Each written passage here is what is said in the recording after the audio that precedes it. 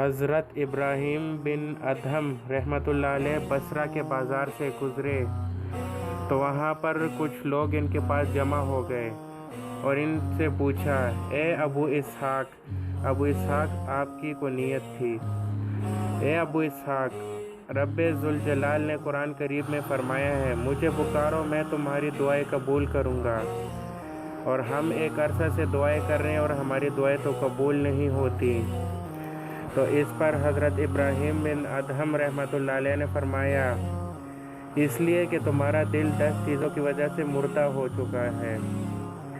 پھر حضرت ابراہیم بن ادہم رحمۃ اللہ علیہ نے وہ 10 چیزیں گنوائیں۔ وہ 10 چیزیں کیا تھیں؟ وہ درج ذیل ہیں۔ نمبر 1، تم اللہ تعالیٰ کو پہچانتے ہو لیکن اس کا حق ادا نہیں کرتے۔ نمبر 2، تم اللہ اور رسول سے محبت کا دعویٰ کرتے ہو لیکن آپ کی سنت چھوڑ دیتے ہو۔ نمبر 3، تم قرآن کی تلاوت کرتے ہو لیکن عمل نہیں کرتے۔ نمبر 4، تم اللہ کی نعمتیں کھاتے ہو لیکن اس کا شکر ادا نہیں کرتے۔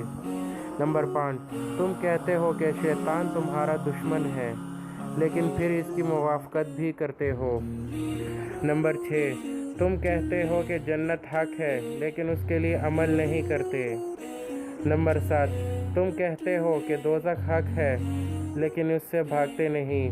نمبر 8، تم کہتے ہو کہ موت حق ہے لیکن اس کے لیے تیاری نہیں کرتے۔ نمبر 9، تم لوگوں کے عیب نکالنے میں مشغول ہو لیکن اپنے عیبوں کو بھول چکے ہو۔ نمبر 10، تم اپنے مردوں کو دفن کرتے ہو لیکن ان سے عبرت حاصل نہیں کرتے۔